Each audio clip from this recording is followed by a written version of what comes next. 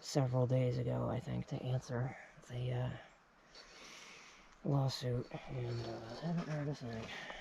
But if anyone has no idea what I'm talking about, the town intentionally ran my fence over all winter.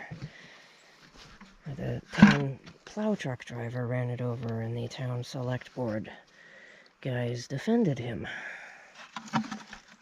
Instead of telling him, hey, cut it out, they told him he could keep hitting my fence, which is fucking insane and really a dick move.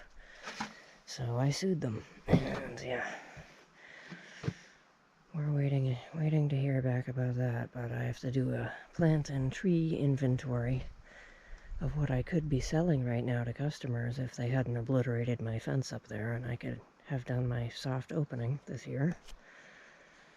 And put that in.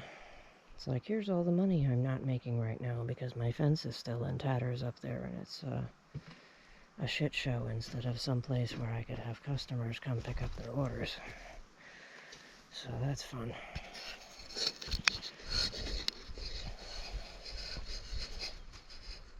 I am hoping I am seeing a little native bee, but it could be a fly.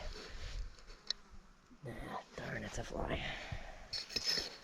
I need to get my mason bees back here. I want to build another bee house. Need one where I am now, where there's some nursery stock, and one here where I'm planting tons of stuff that's gonna flower and need pollinators. So, yay. Back this way, so this can get filled in. Where I am standing is a low spot. We don't want low spots because water collects in low spots. And all this shit can go back in here, and all this shit can go back in here. Man. And then this can get leveled out and can get its first layer of chunky gravel mix, and then a final top layer. We actually don't even need gravel past right about there. Like, the rest of that is dry and will be fine to drive on. It's never gotten wet over there. Knock on wood.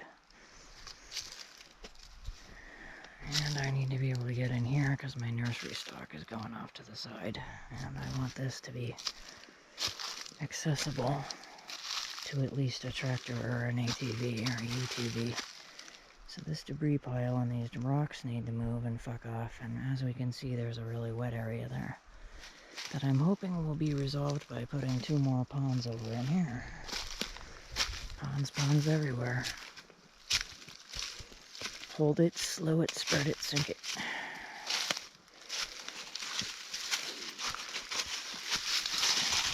I added the hold it part, but you get the idea. Okay, enough blabbing. This video's already too long, I bet.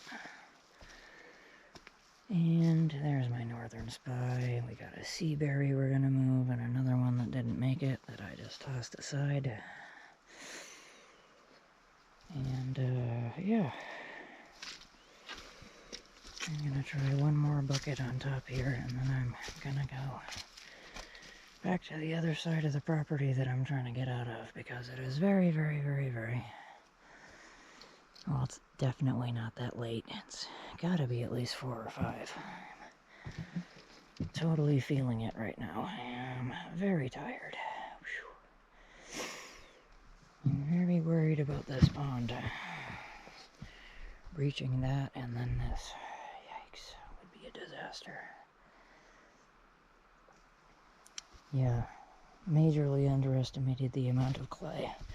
So if you are using clay to patch your pond, more is better. If you have extra left over, that's a good thing, because this whole buying more clay thing sucks. It is Monday, April 27th, I want to say. Day 3 of trying to fix this pond with clay.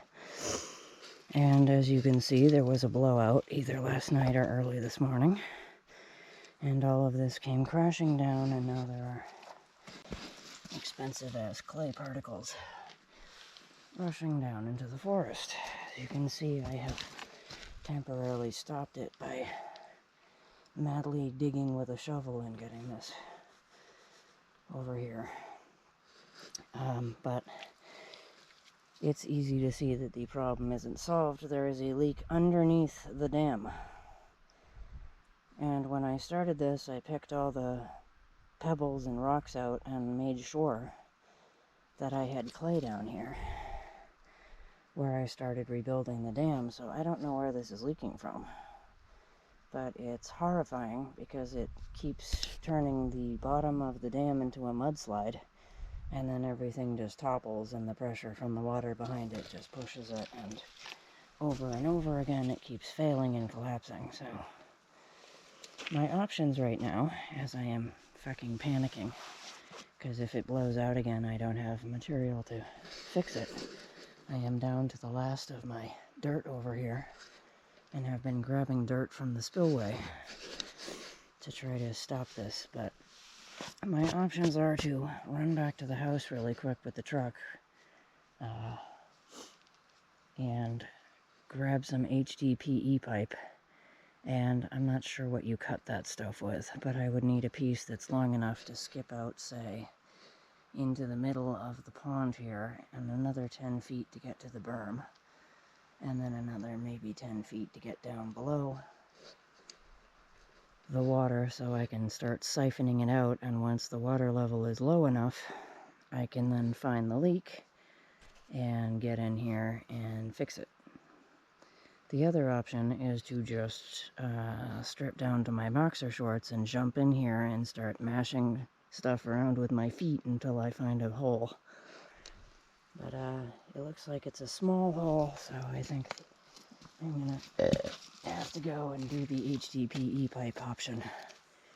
If I don't hurry, that's gonna collapse again, and it's just gonna be a fucking disaster, so I have to turn the camera off and boogie back to the house right now in a giant panic. The other fun thing is that the HDPE pipe has been coiled into a roll for like 10 years, so I'm not sure how awesome it's gonna be, and I have not even checked the other berm, which is also prone to blowing out because of the leaking it is doing despite the clay.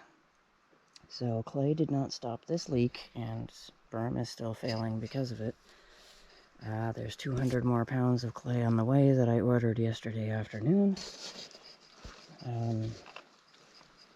I am guessing there is a type of clay where you can just put it in straight and it will expand and block stuff, but this is, it's expanding, but it's also moving around and not really blocking enough. And yeah, I mixed it with dirt for that berm. But enough talking, I have to go grab some pipe and start siphoning, because this isn't going to resolve itself anytime soon until the clay gets here and I know where this leak is. And then I have to repeat the same thing over there, and this whole finding pond leak stuff sucks. Just a heads up, if you are building a pond, do not have the operator argue with you about leaving rocks in the berm, and don't let them build a pond on the one day that you're not there on the project directing them, or you will have this nightmare to call your own. We've got our the HDPE pipe, and I am now absolutely filthy and drenched in sweat from getting it up the basement stairs and out of the house, and we need to get boogieing here before this bursts again.